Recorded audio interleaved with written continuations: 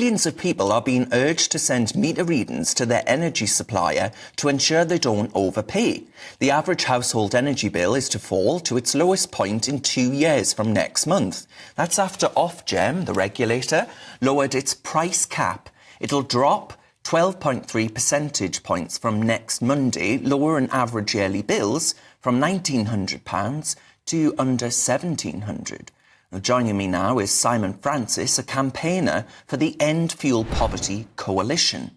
Simon, thank you very much for your time. Why is it pivotal then that people do it before Easter Monday, get their energy meter readings sent in now?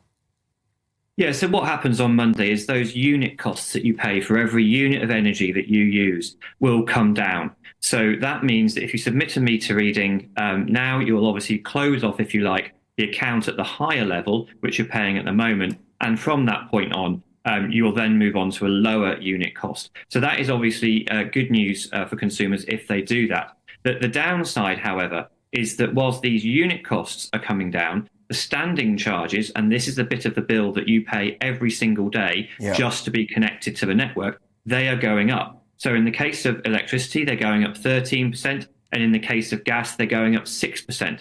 So for some people who use very low levels of energy because they've cut back, they're being energy efficient, or they're even failing to keep themselves warm, failing to be able to put hot food on the table. For those people who've got very low uses, actually, they'll see their bills go up from the 1st of April because these standing charges are increasing.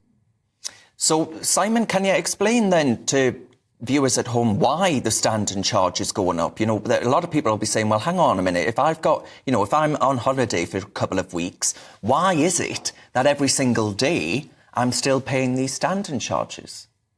And it's, you know, even worse for people who might have to be in hospital for a prolonged period of time. They will still be paying these standing charges. People on prepayment meters who have perhaps not using any electricity or gas at all will still pay their standing charges. So, you know, really a problematic way of paying for what goes into these things. So in the standing charges, what you see are predominantly two main things. The first is network costs. So this goes to the firms that operate the networks, so the wires and the pipes that take the gas and electricity from where it's produced into your local area. And those costs have been going up in recent years. And in fact, in the case of the gas networks, they've gone up 38% in recent years. So, you know, huge increases on electricity. There's 14 different charges that make up that portion of the bill, all going to different firms that are involved in the energy networks.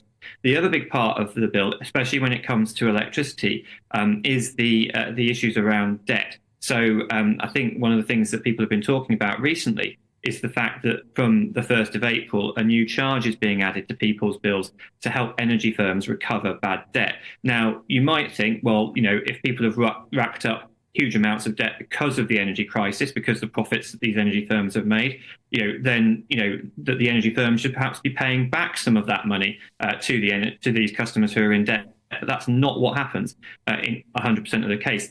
A lot of the money that is being put onto our bills is actually to basically help energy firms chase up bad debt, hire debt collectors and go after consumers. Why is it then, Simon, that we're living in a era, it seems to have been, it's a lot worse than it used to be, where actually in your campaign has, I would argue, never been more prevalent, which is, you know, people are in fuel poverty. And you mentioned there just earlier that there are certain people who have said, I'm going to forego the heating altogether during winter. Now that, I think for a modern advanced economy, I think that that's a disgusting way to treat your people. Yeah, absolutely. And, you know, we want to see not only reform to our energy bills, and to be fair, Ofgem have now started reviews into pretty much every part of our energy bill makeup so that we can actually get to the bottom of why are these costs so high? Should they be on standing charges or should they be on unit costs? You know, really, you know, should energy firms be paying to sponsor Premier League football clubs and, you know, still making money off these bills? But we also need to see much more investment from the government in terms of helping people make their homes more energy efficient. If you can do that, then you can bring down bills. Obviously, the cheapest unit of energy is the one that you don't use. And also, we need to look at where we're getting our energy from. So we need to make sure that we are getting more renewables and homegrown energy. That means that we're not reliant so much on imports. But even in that case, we need reform of the market, because essentially a lot of our bills are driven by the cost of energy on a wholesale international market. So even if we pumped every single drop of gas out of the North Sea, we'd still be reliant on the costs that are set by an international market. And again, that's another area that really needs reform. Yeah, absolutely. But I mean, if we did increase domestic supply, you know, at least there would be more fuel gas getting onto the market that would hopefully, you would hope, help to lower prices somewhat. Sadly, it wouldn't.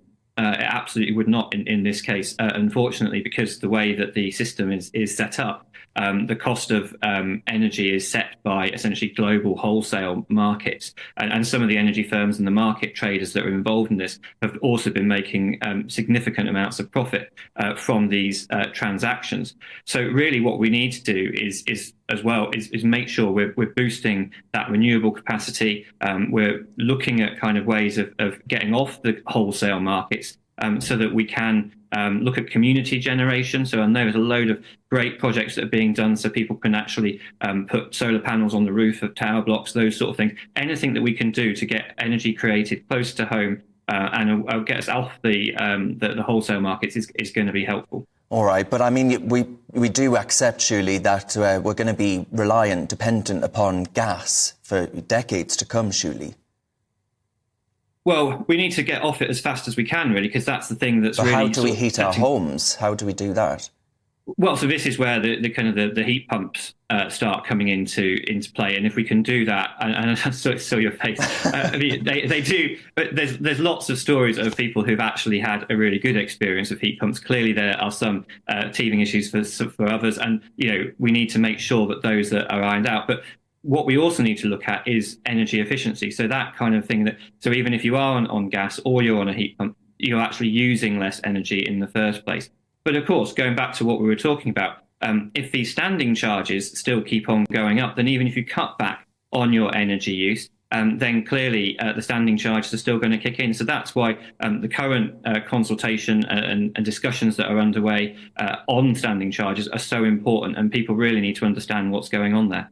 All right, Simon. Glenn's written in, and Glenn says, my opinion is the energy suppliers are ripping us off with standing charges because they know a lot of people have now stopped putting their central heating on until October, and basically we're being rip off Britain.